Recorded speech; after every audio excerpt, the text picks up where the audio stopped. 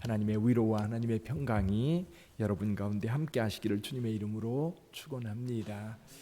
오늘 사도 바울의 간절한 마음에 대해서 표현을 하고 있습니다. 사도 바울 마음속에 염려와 걱정, 근심 이런 것들이 가득한데 그 이유가 뭐냐면 이스라엘이 예수님을 믿지 않는 것 때문이었습니다. 사실 사도 바울이 이방인들에게 그렇게 열심히 복음을 전하는 것은 사실 나중에 가면 다시 그 얘기를 합니다. 유대인들이 예수 믿고 구원받게 하기 위한 바울의 노력이에요. 그러니까 이방인들에게 보내져서 이방인의 사도로 사역을 하지만 사도 바울의 마음속에는 사실은 이방인에게도 관심이 있지만 좀 더 근본적인 마음은 유대인들, 이스라엘 백성들이 예수 믿고 구원받는 겁니다. 그래서 오늘 그 얘기를 하는 겁니다. 3절에 보니까 나의 형제 곧 고륙의 친척을 위하여 내 자신이 저주를 받아 그리스도에게서 끊어질지라도 원하는 바라. 그러니까 이스라엘 백성들이 구원받는 것, 이것에 대해서 사도 바울은 얼마나 간절했는지 몰라요. 이런 동일한 마음이 모세에게도 있었지요. 모세가 시내산에 올라갔을 때에 이스라엘 백성들이 우상을 만들어 놓고 우상을 섬길 때 하나님께서 모세에게 말씀하셨었지요. 내가 이 백성들을 다 멸하고 너로 약속의 자녀들을 세우리라. 그때 모세가 하나님 앞에 기도할 때 하나님 이 백성들을 용서해 주옵소서. 만일 그러지 아니하시려거든 생명책에서 내 이름을 지워 주옵소서. 그러니까 자기 목숨 걸고 자기 민족이 구원받는 것에 대해서 간절히 원했던 모세, 그리고 그렇게 간절히 원했던 사도 바울.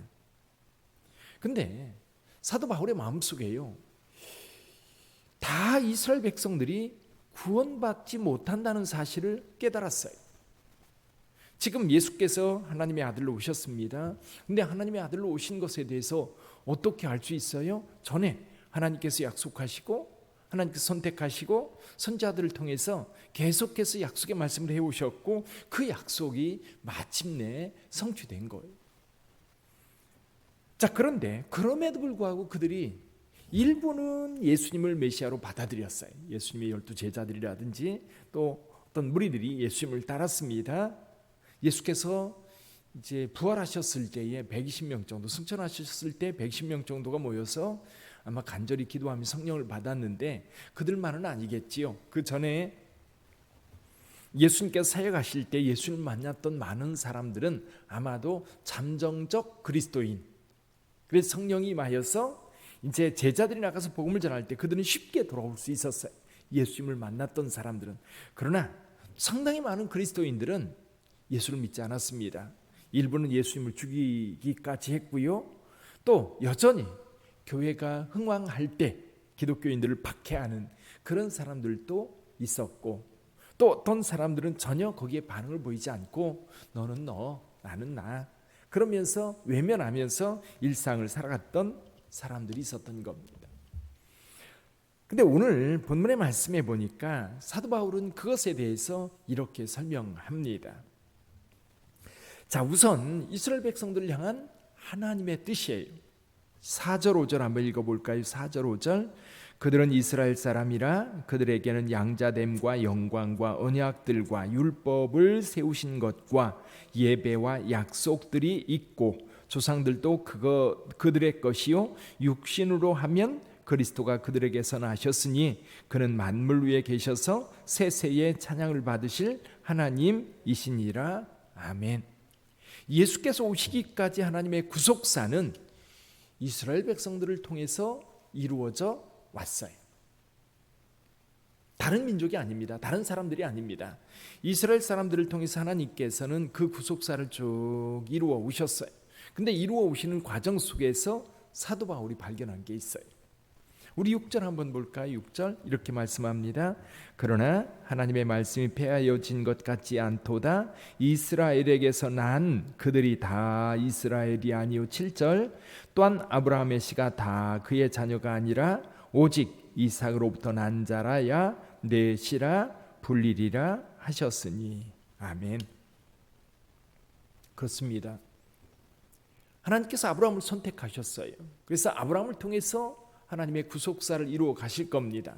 그럼 아브라함을 선택했으면 아브라함의 자녀들 전부 다 믿음의 씨로 그리고 하나님의 구속의 역사 속에 함께 포함해서 갔는가? 그렇지 않아요.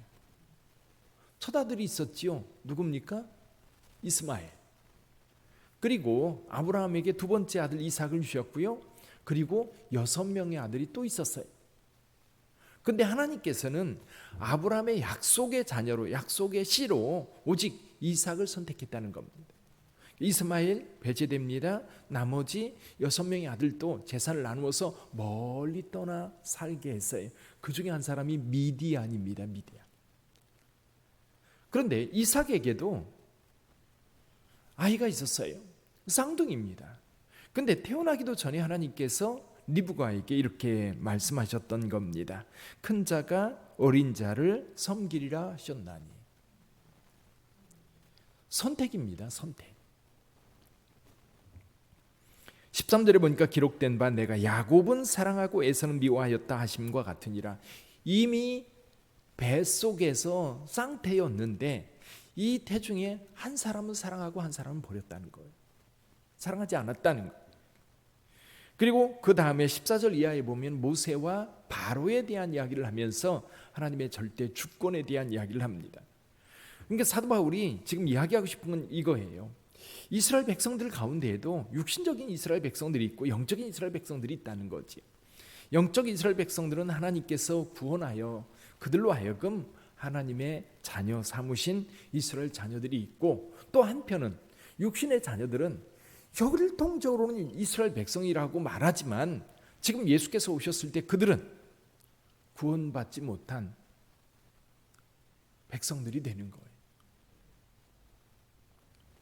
그럼 이 부분 선택이라고 하는 것을 통해서 계속해서 하나님은 하나님의 역사를 이루어 오셨어요.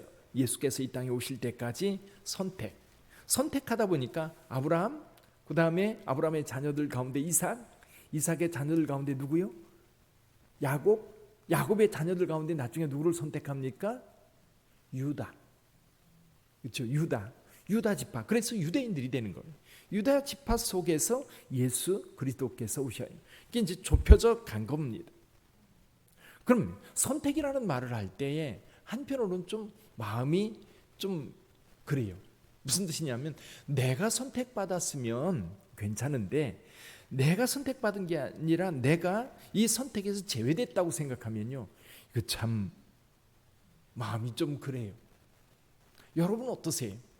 하나님의 선택을 받으셨습니까? 아멘. 선택받은 줄 믿습니다. 하나님의 마음은요, 지금까지 이스라엘 백성들을 통해서 구속사를 쭉 이어 오셨어요. 예수께서 이 땅에 오셨을 때에 예수께서 이 땅에 오시면서 하나님의 마음이 온전히 드러났어요.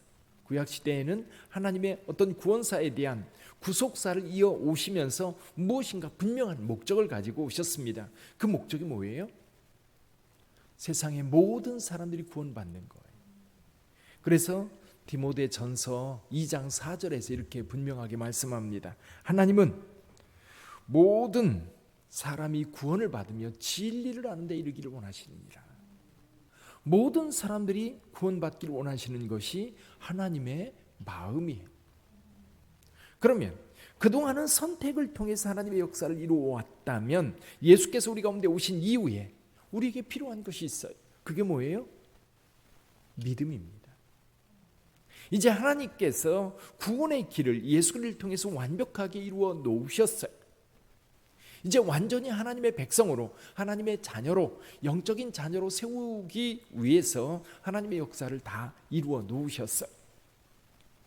자, 근데 이스라엘 백성들 가운데에도 그렇게 여기 3절 4절에서 말씀하였, 그 4절 5절에서 말씀하였던 것처럼 하나님은 분명히 그 백성들을 선택했고 그 백성들을 통해서 하나님의 역사를 이루어 오셨음에도 불구하고 그 역사 속에 이렇게 버려지고 선택되는 역사가 계속됐는데, 이제는 하나님의 선택은 뭐예요?